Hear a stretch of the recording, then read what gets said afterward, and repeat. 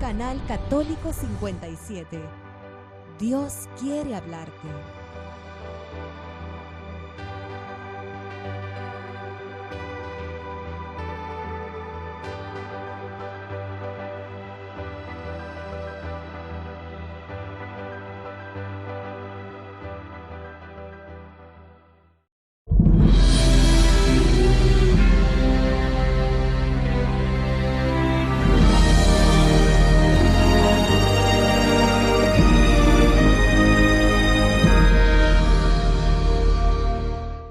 Queridos amigos de Canal 57, nos encontramos este día conociendo la obra y la personalidad de San Jerónimo Emiliani, aquel patrono universal de los huérfanos y los jóvenes desamparados.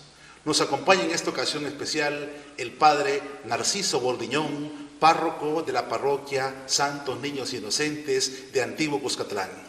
Padre Narciso, realmente a mí me impresiona, en primer lugar, la personalidad, el carisma y el alcance que tuvo San Jerónimo Emiliani en su tiempo para esta entrega desmedida que él hizo para con los pobres, sobre todo en el ejercicio del mandamiento del amor.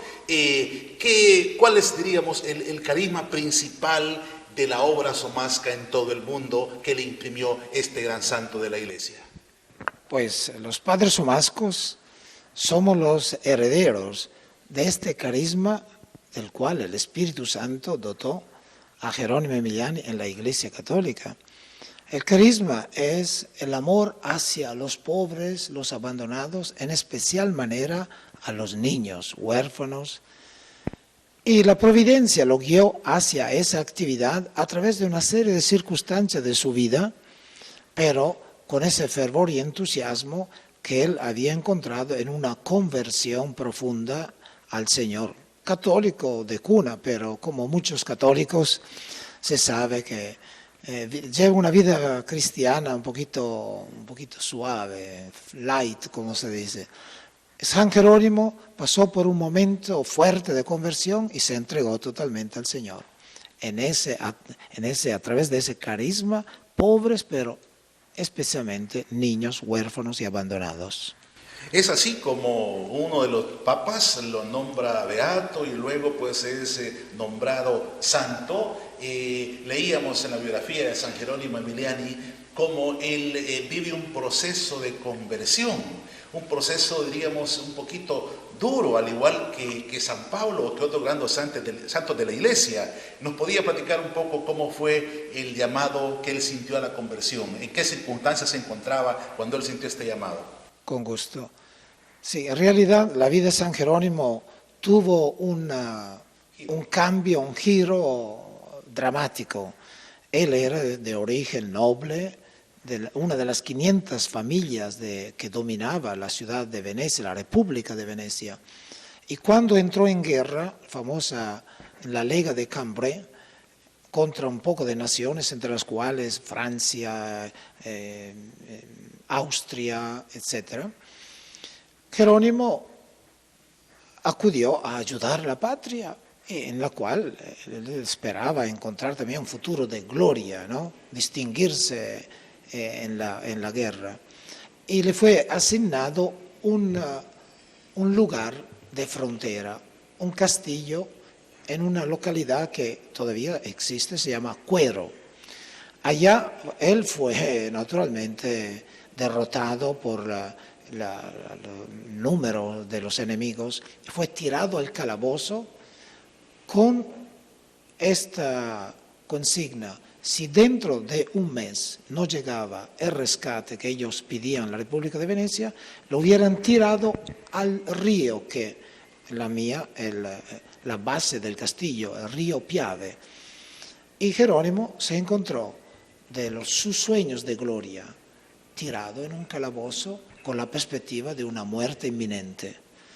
Pero en esos momentos dramáticos de ese mes de septiembre de 1511, Jerónimo empezó a reflexionar, a volver a los valores que le había enseñado la madre se llamaba Eleonora Morosini, y como dijo usted, anduvo un proceso profundo de conversión que comenzó. Las crónicas nos dicen que Jerónimo fue liberado milagrosamente. Jerónimo era un poquito reacio a hablar de ese episodio, pero sabemos muy bien que él fue liberado milagrosamente y llevó sus cadenas pasando a través del campamento enemigo a un santuario en una ciudad cercana a Venecia que se llama Treviso, un santuario que llaman todavía Madonna Grande, y todavía allá existen las cadenas y una gran bola de piedra que tenía colgada al cuello, como signo de su devoción y su agradecimiento a la Virgen María. Desde ahí en adelante empezó su lento camino, pero inarrestable camino de conversión, que se decidió definitivamente en una cuaresma. Cuando escuchó hablar de Cristo crucificado, salió llorando de la iglesia con la decisión de cambiar totalmente su vida. A la salida encontró un pobre y, no teniendo nada que darle, le dio su cinto, que era de plata, que era la distinción de su rango de noble, y no le dio vergüenza andar por la calle con su vestido sin cinto, ¿no? Pero ahí fue un gesto, un acto que demostró su conversión, y de ahí empezó su camino, naturalmente, el camino que todo cristiano deberíamos hacer. ¿Cuál sería? Se integró en un grupo de oración, por así llamarlo. Era un grupo allá llamado de Compañía del Divino Amore, del Divino Amor, en la cual estaba incluido el obispo de la ciudad, otro santo, San Cayetano de Tiene, un futuro papa estaba en ese grupo, y Jerónimo se entusiasmó, se llenó de gran fervor cristiano, dedicándose a las obras. Ahora, había un hospital en Venecia llamado de los incurables, donde tiraban toda suerte de enfermos terminales, de los cuales nadie se cuidaba. Ahí Jerónimo, con los miembros de este grupo, porque no solamente orar, también oración y acción, se dedicaban a aliviar a estos enfermos. Con estos enfermos, allá andaban niños huérfanos, cuyos padres habían muerto por la peste o en la guerra, andaban por allá. Jerónimo fue atraído de esa situación de los niños y le pareció que ese no era el lugar para ellos. Y ahí empezó el carisma de Jerónimo. Se fijó en los niños y quiso darle una atención especial a ellos, sacarlos de allá y dedicarse totalmente a ellos.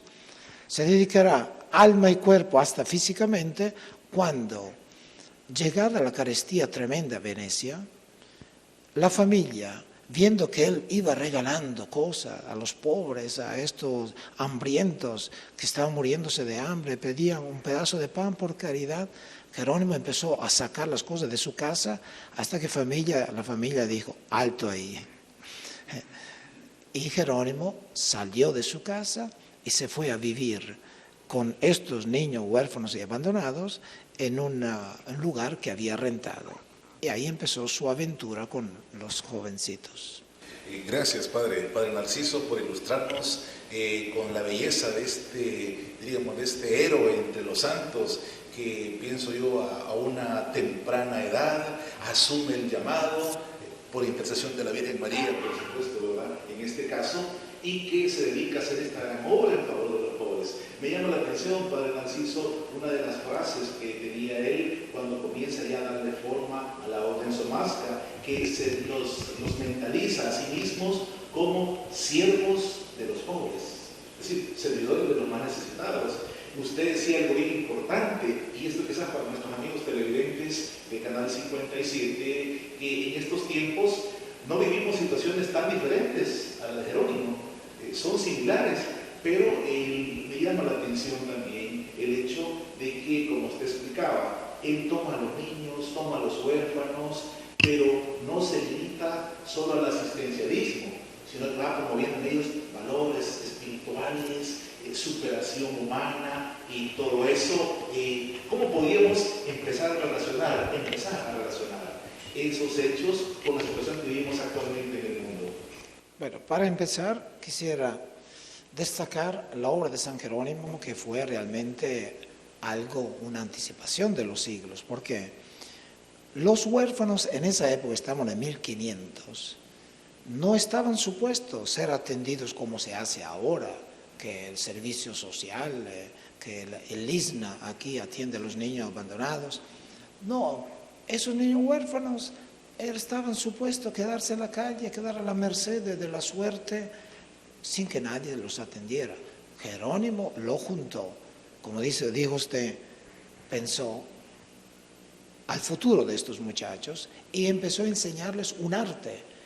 Fíjese que en esa época de 1500 empezó a enseñarles a armar sillas, carpintería y después revestirlas. Bueno, pero mucho más, su formación espiritual. Y un anónimo del tiempo comentaba, era una maravilla ver a esos niños esos muchachos que antes eran el terror de la cuadra, del vecindario, y luego caminar ordenaditos cantando las alabanzas a la Virgen María por la calle. Era un espectáculo que deleitaba la vista de la gente. Se iba desplazando de un lugar a otro, claro que se iba a la iglesia, seguramente los habrá llevado a la iglesia, pero tenemos un testimonio de un contemporáneo que decía que los veía pasar por las calles ordenaditos y cantando por las calles sin vergüenza a la alabanza de la Virgen María. Y así empezó. Y no se dedicó solamente a los niños, porque en otras ciudades, luego se desplazaría a otras ciudades, se dedicaría también a las mujeres, a las prostitutas que salían de su vida, querían regenerarse, y fundó casas para ellas, para muchachos y muchachas y mujeres de la calle.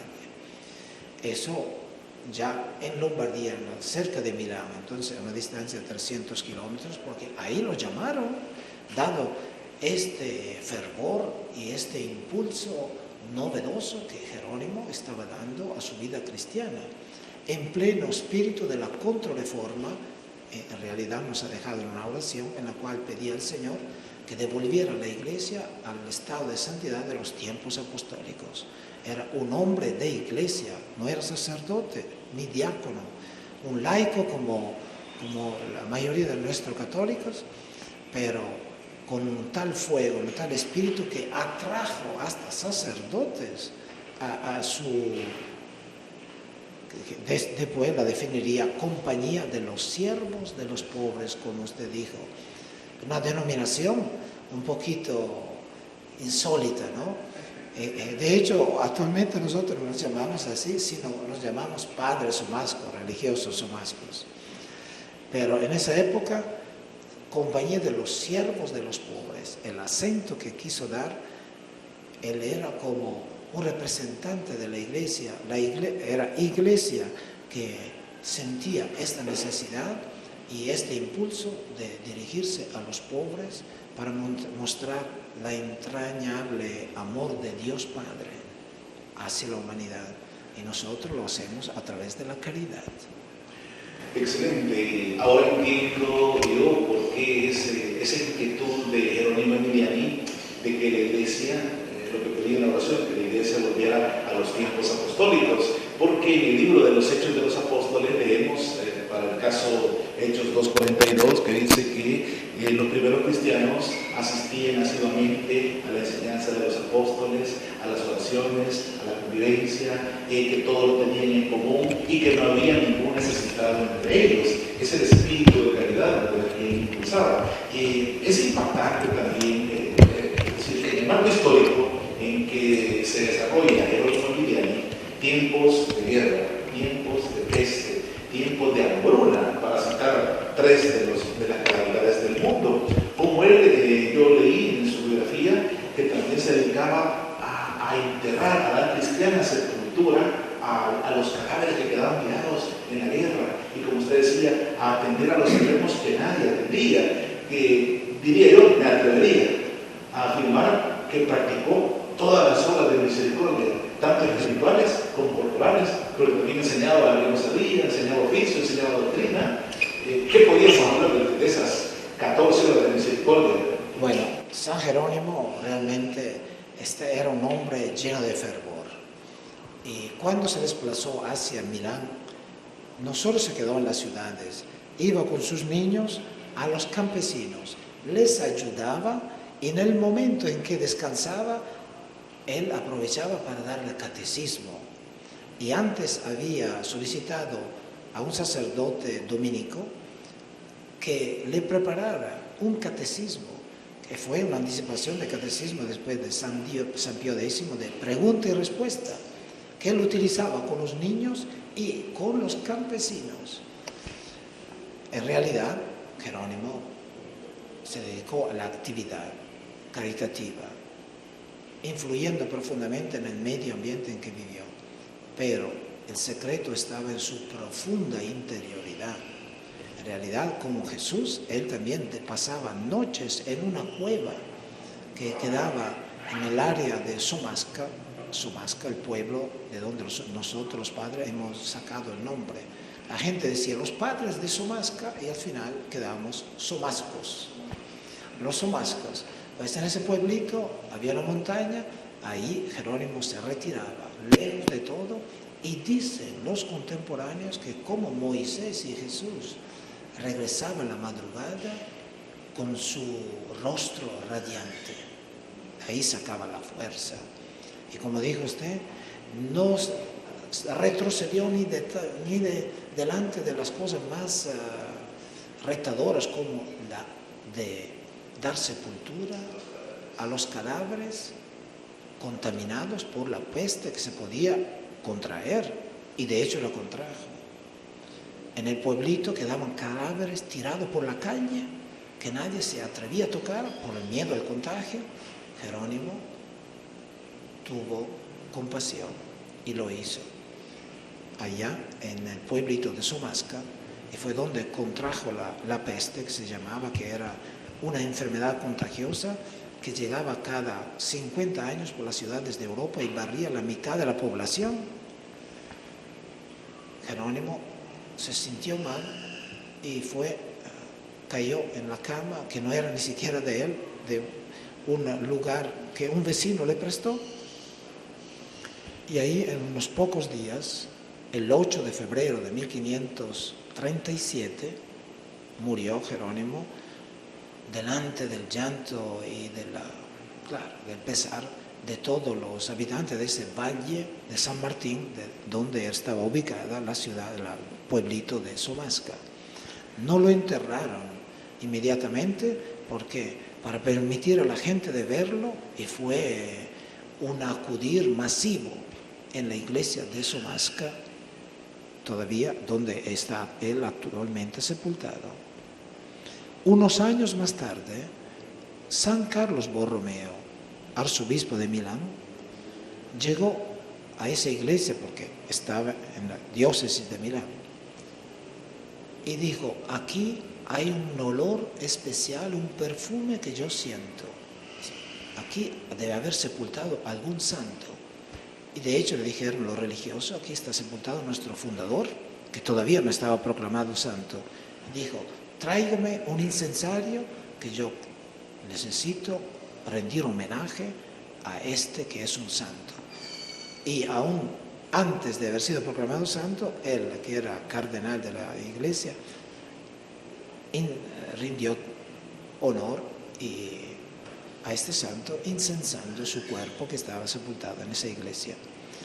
Pues Jerónimo, como usted dijo, hizo obras maravillosas de una caridad realmente impresionante, pero porque su espiritualidad era muy profunda y él la alimentaba constantemente a través de la oración, a través del retirarse a solas y de preocuparse de las virtudes cristianas. Definitivamente tenía un programa de vida interior, y tal vez ahorita, Padre Narciso, voy a pedirle que tal vez haga una exaltación a los amigos de Canal 57, a los que están viendo este programa, porque tengo un llamado de atención para los laicos. Estamos hablando de un laico que supo ejercer y vivir las virtudes poner en práctica las obras de misericordia sin descuidar la vida interior. ¿Cuál podría ser una recomendación o un mensaje para los laicos de este siglo respecto al programa de vida espiritual que tenía Jerónimo Emiliani? Pues Jerónimo era un laico. Muchas biografías por allá dicen que era sacerdote, pero no, es un error. Era laico. Y es una demostración y un ejemplo luminoso para los laicos de todos los tiempos, en especial los de ahora. Es decir, no puede uno sentirse profundamente cristiano, católico, sin participar, sin dar su mano, sin sentirse involucrado en las obras que sabemos que son la demostración de nuestro amor sincero y real hacia el Señor. Evidentemente no es un hacer por hacer, no hay que caer en ese error, porque hay mucha gente que sí, le gusta la actividad, sumergirse en obra, etc. No hay que olvidarse que deben ser la expresión de nuestra interioridad. Debemos cultivar nuestra religiosidad, nuestra relación personal con el Señor, pero esta fe debe desbordarse en una acción. Y esta acción, tantas necesidades que hay hoy, debemos nosotros preguntarnos, ¿estoy yo preocupado de integrarme, de involucrarme en alguna causa en favor de los niños, de los ancianos, en algún movimiento ecológico? Bueno, algo que demuestre que yo me preocupo, no solo por mí mismo, por mi familia, sino por la familia grande que es nuestra iglesia, la sociedad. Debemos integrar estos movimientos, porque son la expresión exterior y delante del mundo, el testimonio de que nuestra fe, no es solamente algo íntimo, sino algo que abarca toda nuestra vida. Definitivamente, la gente de oración también es o debe ser gente de acción. Jesucristo predicaba, pero también resolvía problemas humanos. Multiplicaba panes, producía la pesca milagrosa, sanaba enfermos, liberaba endemoniados, y así era su diario vivir. Por eso veíamos cómo de alguna manera tenemos que incluir dentro de nuestro itinerario también el movimiento espiritual, la vida sacramental, porque por lo visto era uno de las columnas que sostenía a este gran santo, a este gran laico.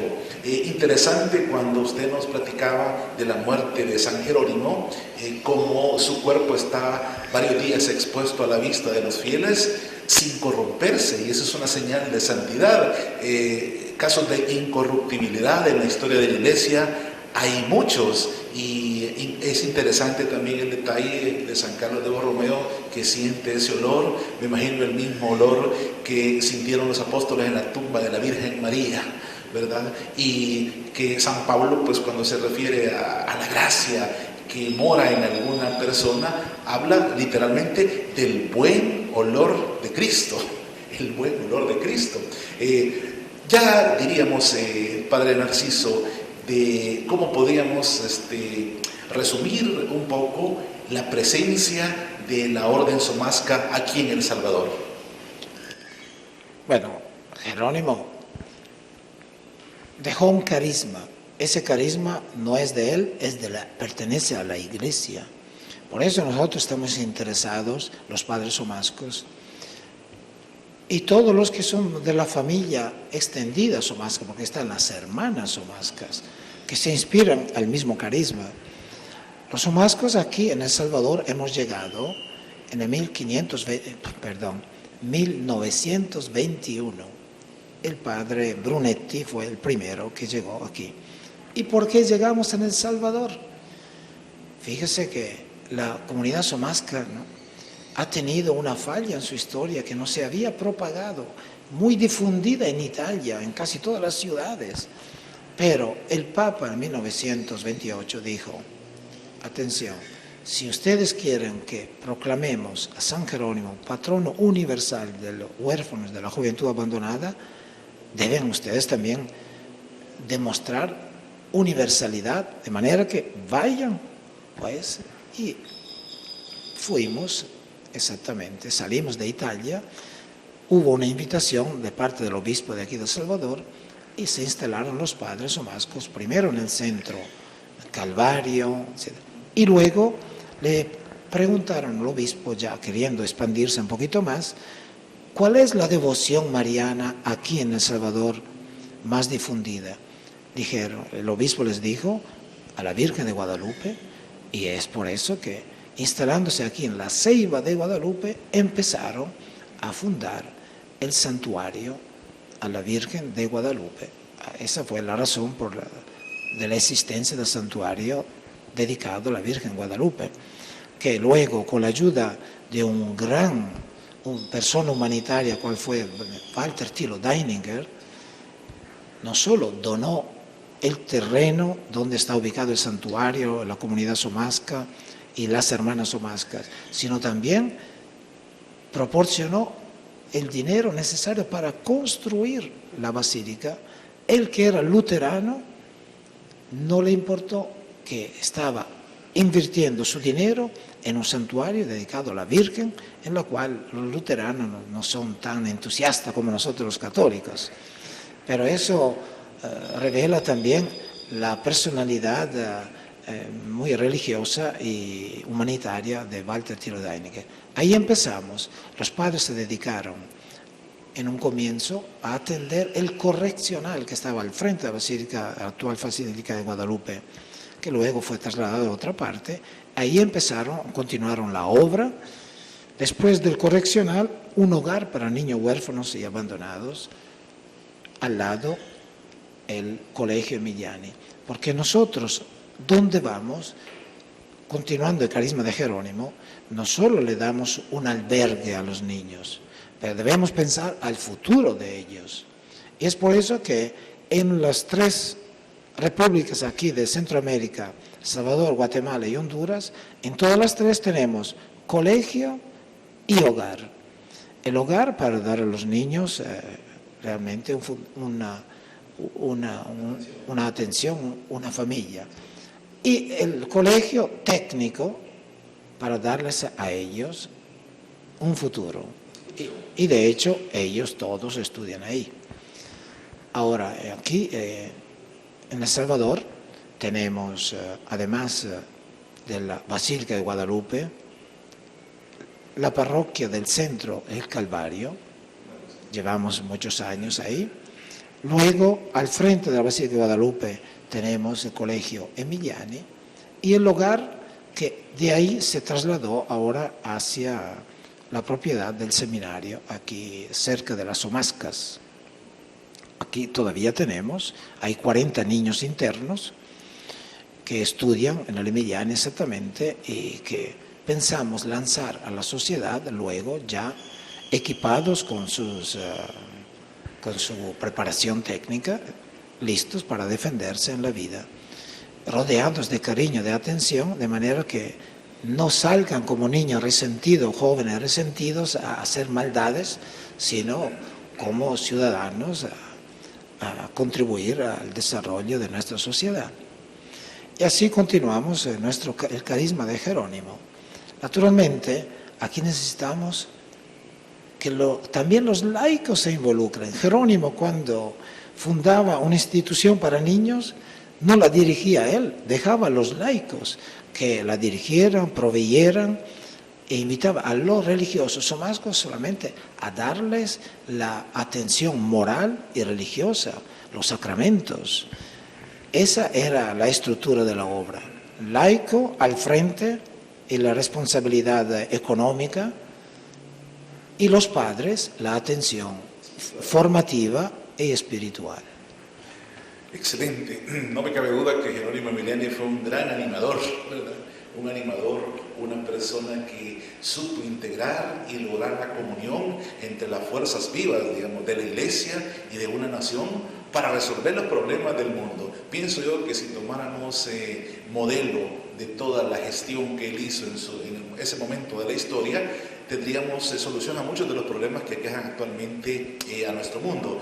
Padre Narciso, aparte de San Jerónimo Emiliani, fundador de la Orden Somasca, ¿hay algún otro santo que haya surgido de la orden que haya imitado los pasos de él? Bueno, santos proclamados como tal de la Iglesia, no tenemos. En concepto de santidad, sí, pero claro que ha habido a través de los siglos figuras realmente admirables que se han imbuido, que se han empapado del espíritu de Jerónimo, con este entusiasmo, con esta entrega, y se han distinguido de manera excepcional. En nuestra historia tenemos varias figuras de esos santos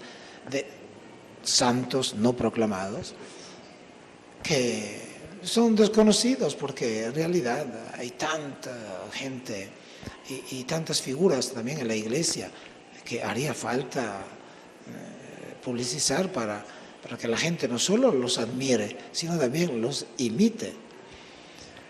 Quería destacar otra particularidad de Jerónimo, que cuando emprendió su obra, naturalmente suscitó la admiración de los que lo rodeaban, no solamente de la gente sencilla que quedaba beneficiada, sino también sacerdotes, obispos y señores, príncipes. Es un episodio interesante de la vida de Jerónimo.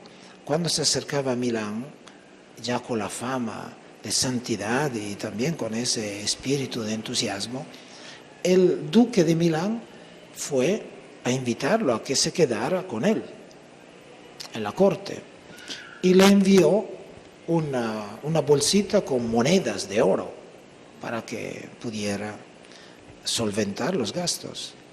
Y Jerónimo preguntó si lo iban a recibir con los niños. Dijeron que no. Bueno, entonces él dijo, prefiero quedarme con ellos. Y rechazó, devolvió en buenas maneras las monedas de oro, prefiriendo quedarse con su pobreza. Es decir, no se dejó tentar por los valores que nos tocan a todos, el valor de la comodidad, que tanto domina hoy en nuestro mundo, que hemos hecho de eso casi un ídolo, la comodidad, el consumismo. Jerónimo se apegó estrictamente a su opción que había tomado y claro, tuvo que luchar porque las tentaciones las tuvo él también, pero supo rechazarlas y mantenerse firme al lado de sus muchachos y recogiendo de la caridad, de la misericordia de la gente, y supo sacar adelante siempre sus obras. Con dificultades en sus cartas, revela dificultades que ha tenido. Pero dijo San Jerónimo, con la devoción primero que todo, porque si no tenemos devoción, todo lo nuestro se va a caer. Entonces, sí, dedicado a las obras sociales, pero con una intención fundamental, agradar a Dios, expresión de su fe, y no simplemente por amor a la actividad. Sí, cuando usted comentaba ese pasaje del duque, yo leía en la historia que hay una frase bien simpática de Jerónimo que me dice, no quiero entrar pobre y salir rico, cuando rechaza la moneda, no quiero entrar pobre y salir rico. Obviamente su opción preferencial por los pobres era el ideal primario de él. Yo leí una frase de otro santo de la iglesia, San Juan de la Cruz, que decía así, al final de tus días serás juzgado por el amor. Por el amor.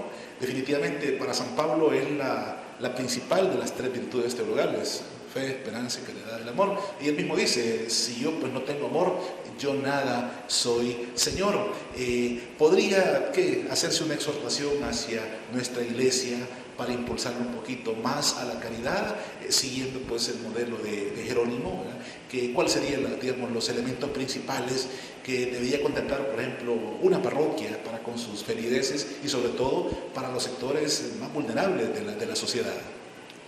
Pues sí, nuestras iglesias, la iglesia a lo largo de todos los siglos siempre ha tenido esta atención, esta actividad, acción diríamos social. Ahí están las pruebas de muchos hospitales, ancianatos, orfanatos, etcétera, que hemos tenido a lo largo, hospitales especialmente para aliviar el dolor de los enfermos. No olvidemos la gran obra que levantó el Padre Pío en Giovanni Rotondo, que es una maravilla de hospital, que él llamó Casa Alivio del Sufrimiento. Pues Jerónimo y todos los santos que han vivido profundamente su relación con el Señor, naturalmente han sentido el impulso de vivir. En todas nuestras parroquias deberíamos tener este ojo especial por las necesidades del ambiente que nos rodea. Serán las viudas, serán los niños de la calle, serán los ancianos. En general, nosotros en las parroquias nos dedicamos a actividades de emergencia, que la familia quedó sin comida, que no pudo pagar un recibo de la luz, que no pudo comprar la tal medicina, entonces hay que ayudarles, pero no debemos olvidar que hoy la caridad en tiempos modernos apunta más que a un asistencialismo, como dijo usted antes, a una promoción. Entonces, apoyar a los muchachos que no pueden estudiar, hacer de todo para que no queden por fuera del estudio, que aprendan una profesión, que adquieran algún tipo de habilidad para afrontar la vida mañana. Sin esta visión caritativa, nuestras comunidades quedarían incompletas, porque, como usted citaba, la primitiva comunidad cristiana no solo oraban, participaban en la Eucaristía, sino, subraya el texto, nadie padecía necesidad, porque todo el mundo pendiente uno del otro y se apoyaba recíprocamente. Entonces, nuestras comunidades religiosas, nuestras parroquias, nuestros grupos deben tener también esta dimensión caritativa, sin la cual perderíamos credibilidad en nuestra fe. Definitivamente. A mí, me agrada pues la actitud que tiene la Orden Somasca hacia los pobres de todo el mundo. Y también me sorprende el poco tiempo de su llegada aquí a El Salvador. Hablamos de 1921, estaríamos como a 10 años de cumplir un siglo de presencia somasca aquí en El Salvador. Si la matemática no me traiciona. Sí. Padre Narciso, alguna visión de tener más presencia, crecimiento a nivel El Salvador o Centroamérica de parte de la Orden Somasca? Bueno, por el momento tenemos la idea de consolidarnos, porque en estos tiempos que corren, usted sabe que mantener un colegio, y en realidad nuestro colegio, el Emiliani, está dirigido a muchachos de escasos recursos. Además, quería más bien decir que estamos medio de fiestas, ya preparándonos a la fiesta, porque 2011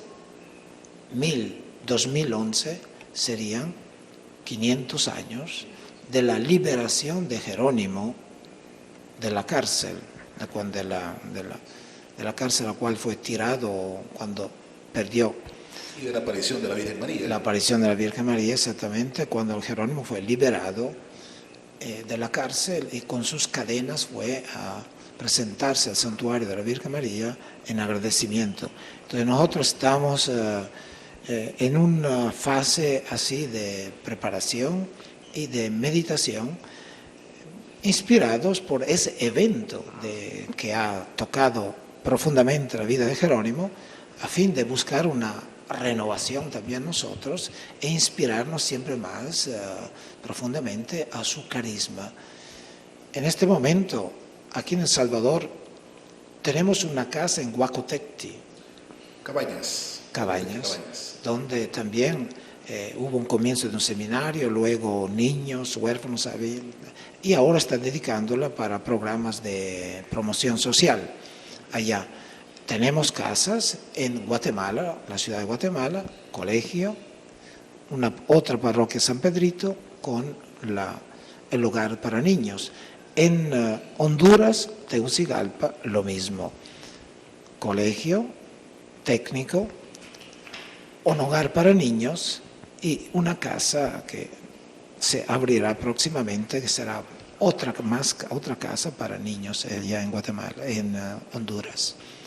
Por el momento, sí, tenemos solicitudes, pero el problema es que las vocaciones y el personal está escaseando, aunque aquí en El Salvador existen bastantes vocaciones y en esto estamos bendecidos. Es una tierra que la Iglesia debería cultivar más porque las vocaciones las hay. Y hay muchachos motivados. Esperemos que el Señor y Jerónimo nos bendiga, manteniendo los que tenemos e inspirando a otros a juntarnos para ir perpetuando, promocionando más este gran carisma de Jerónimo Emiliani. Sí, y nuestro Señor Jesucristo pues no se equivocaba cuando nos pedía orar porque el dueño de la mies envíe más obreros a su viña. Tenemos que pedírselos a Él porque son de Él y para la extensión de su reino. Quisiera rescatar otro elemento, diríamos, extraordinario de la vida de Jerónimo. Es que al momento de su muerte se habla de que él traza una cruz roja, la cual se encuentra todavía visible hasta estos tiempos. Sí. Sí, en realidad, cuando él cayó en la cama para no poder levantarse más, antes de caer, trazó así una cruz en la pared, cruz roja. Y todavía ahí está, después de 500 años, ahí está esa cruz, naturalmente protegida por un vidrio, meta de peregrinaciones, el lugar donde murió Jerónimo. De hecho, el lugar donde Jerónimo vivió sus últimos años, Somasca, es continuamente meta de peregrinaciones. Santuario con una zona de capillas, donde Jerónimo produjo hasta un milagro, hizo brotar agua de una roca. Y el Papa Juan XXIII de pequeño iba peregrinando ahí, caminando, y recordaba con mucho agrado y alegría sus primeros años celebrando a Jerónimo, que es muy popular en el área de Somasca y en los pueblos vecinos. Jerónimo todavía en esta área es un santo muy visitado y muy recordado, pero limitado allá. Fue a la cama y sus últimas palabras, como nos dice la biografía, fueron Jesús y María. Y antes de caer él muy enfermo, un niño que estaba medio delirando precisamente por la peste, decía que tuvo una visión. En el cielo vio un trono maravilloso, rodeado de personas alegres. Y en este trono estaba escrito el nombre de Jerónimo. Casi una predicción de su inminente muerte. Y Jerónimo, que había sido invitado a Roma por el Papa para abrir allá también una obra para los huérfanos, dijo: mi viaje a Roma será precedido por otro viaje al cielo, pero tengo ya las maletas listas. Y a los 4 días después de haber contraído en forma aguda la peste, murió. Naturalmente llorado no solo por sus cohermanos y los niños, sino por toda la gente de ese valle de San Martín. Para nosotros, todas las veces que recordamos estos episodios son de gran emoción y un impulso a vivir más intensamente el carisma que Él nos ha dejado. Gracias por toda esta ilustración, Padre. Definitivamente Dios acompañó con grandes señales a este siervo suyo. Usted mencionaba el milagro de golpear la roca y brota el agua, y según sé yo, todavía hay una fuente de agua ahí. Todavía. Él tocó.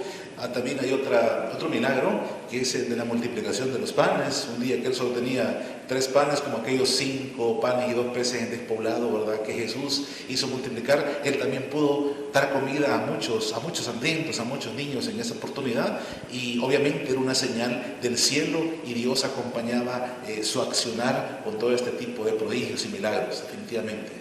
El Señor acompaña, como lo había dicho cuando envió a los apóstoles: vayan, las acompañarán estos signos, estas señales, que si toman algún veneno les hará daño, etc. Jerónimo estaba acompañado exactamente de señales.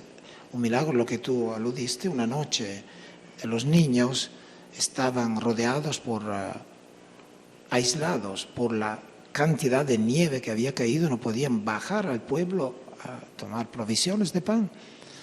Y del único 1 o 2 panes que tenía, aquí en el delantal, fue sacando y repartiendo a todos los niños, y les alcanzó a todos. Ahora, ¿cómo? No sabemos. Bueno, milagro. Jerónimo también se involucraba con los vecinos, con los campesinos del pueblo, y una vez que un señor se cortó una pierna, se malogró una pierna con un hacha porque estaba trabajando y estaba levantando gritos, acudiendo a Jerónimo, le alcanzó la pierna, la tocó y se la curó. Este es otro milagro que está testimoniado. Y se preocupaba también de las buenas relaciones. Una vez que 2 hermanos se estaban insultando, pegando de una forma impresionante por cuestión de herencia, Jerónimo se puso, fíjese usted, algo inusitado, se arrodilló y empezaba a masticar el fango que estaba allá, porque había recién llovido, llamando la atención de los 2 hermanos. Viendo al santo arrodillado y masticando fango, dejaron de insultarse y de pronunciar palabras soeces, preocupándose más bien de levantarlo, y así terminó la riña entre los 2. Y así siguiendo, tenemos muchos episodios que se llaman florecillas de San Jerónimo al estilo de San Francisco. Un santo que vivía profundamente no solo su relación con Dios, sino también su simpatía, empatía con la gente que lo rodeaba, con la gran preocupación de impulsarlos hacia el bien, relaciones cordiales, el amor fraterno. Y esto, toda persona que se siente invadida, se siente realmente compenetrada por el Espíritu, por Dios, lo va haciendo. Ahora nos preguntamos, nosotros los cristianos, realmente en nuestras expresiones, en nuestros contactos, ¿tenemos esta preocupación? Si no tenemos esta preocupación de invitar a ser promotores del bien, de la paz, de la concordia, en nuestros hogares y en nuestros vecindarios, en nuestros lugares de trabajo, significa que nuestra fe, nuestra devoción es un poquito escasa, y entonces campanita de alarma. Lo exterior nos impulsa a mirar nuestro interior y a renovarnos interiormente también. Gracias, Padre. Hemos conocido un poco de este gran santo San Jerónimo Emiliani. Queridos amigos de Canal 57, el canal católico de El Salvador, hoy hemos comentado con Padre Narciso acá la dimensión de la obra Somasca pues en todo el mundo, y específicamente hoy que están a punto de cumplir 100 años de presencia aquí en El Salvador. A través de Canal 57, Dios quiere hablarte siempre. Y hoy nos ha hablado a través de este sacerdote que representa el carisma de este gran patrono universal de los huérfanos y la juventud desamparada. Padre Narciso, para terminar, ¿por qué no nos da la bendición a todos los televidentes por intercesión de San Jerónimo Emiliani? Con mucho gusto. Por la intercesión de San Jerónimo Emiliani, les bendiga Dios Todopoderoso, Padre, Hijo y Espíritu Santo. Amén. Amén. Muchas gracias, Padre. Felicidades a todos.